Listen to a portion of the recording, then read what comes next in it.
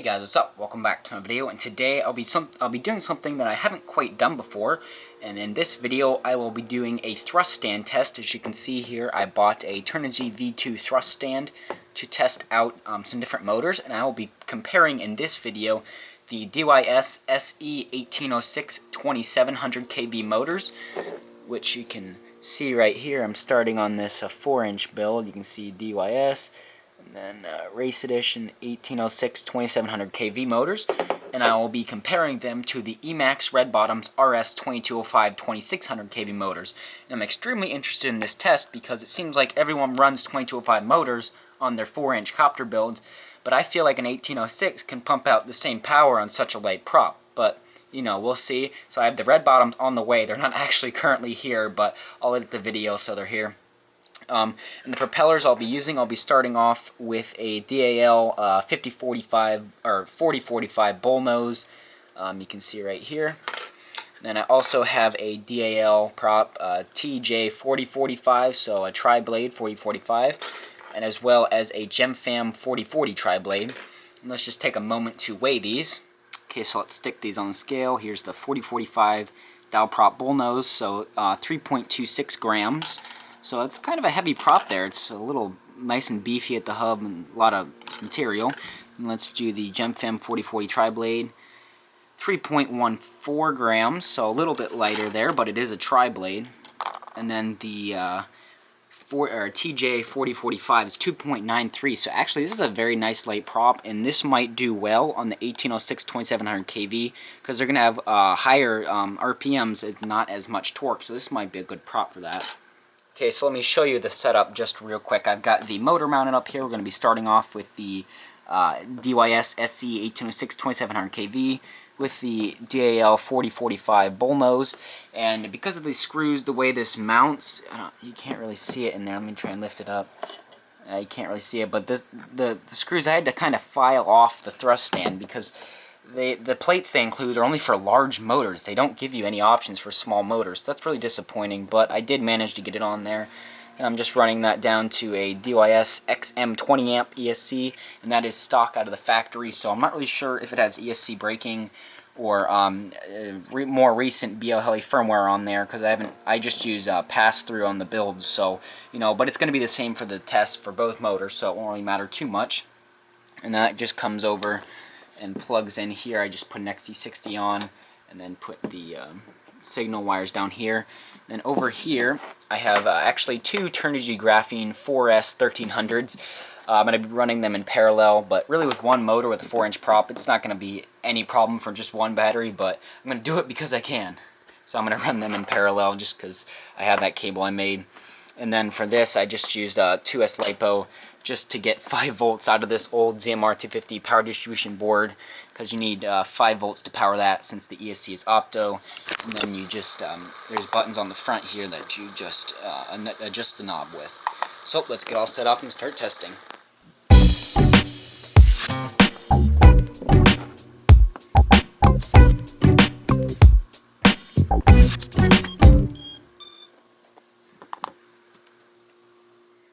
Alright, so here we go with the first test on the SE1806 2700kv with the 4045 bullnose. Okay, there we go. I got it all adjusted. Sorry you can't see the prop here, but it's the only way I could get the screen to come up. So let's crank it up. I'll hold this tight.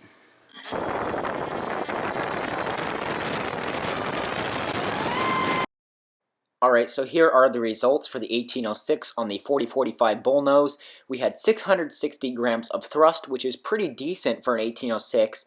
We pulled 25.41 amps, which is kind of getting up there, not very efficient. We had 416.2 watts, which is a pretty high number. And we had a very low efficiency of only 1.59 grams per watt. So, this isn't really the best prop choice, I would say, but it did produce some fairly decent numbers. Then let's just do a second one here, just so you can see the prop. Just make sure I'm not lying or anything here.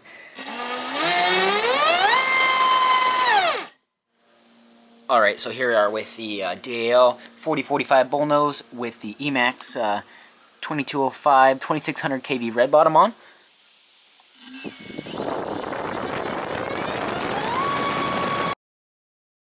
Okay, so here are the results of the 2205 2600kv motor on the same prop, the DAL 4045 bullnose. So we achieved 782 grams of thrust, so quite a bit higher than the 1806, with a relatively equal amp draw of 25.8 amps, just maybe like I believe it's 0.4 amps more.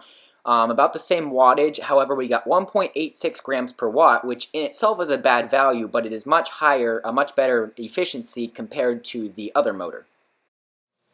Okay, now we have the GemFam 4040 Triblade on with the DYS SE1806 2700kv.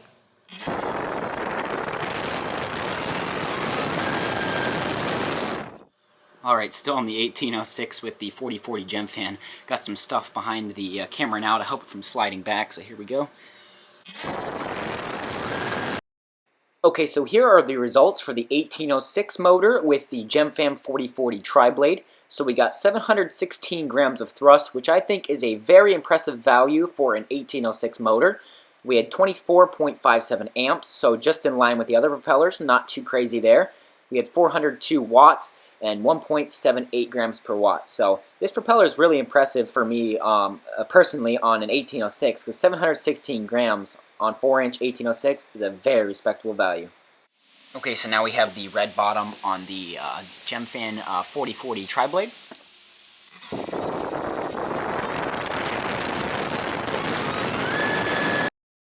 Okay, so here are the results of the Emax motor in the GemFam 4040 Triblade. So we got a massive 836 grams of thrust, which is just really high for a 4-inch copter, if you ask me. That is an impressive value. We only had 24.57 amps, so no crazy amp draw, which is awesome. We had 402 watts, and the highest efficiency yet with 2.08 grams per watt, which for a 4-inch is not that bad at all. Okay, here we are with the 1806 with the DAL prop 4045 TJ on there.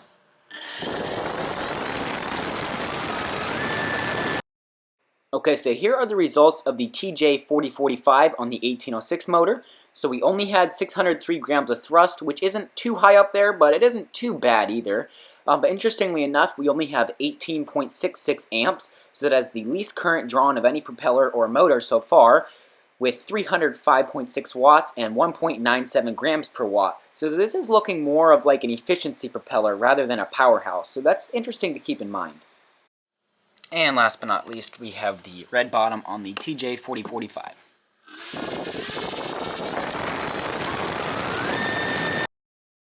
Okay, so here we are with the results of the 2205 with the TJ 4045 propeller from DAL. So we got 661 grams of thrust, 19.57 amps, 320.5 watts, and an efficiency of 2.06 grams per watt. So these stats are pretty much proportional to the 1806 version. A little bit higher thrust, a little bit higher amps, a little bit higher efficiency.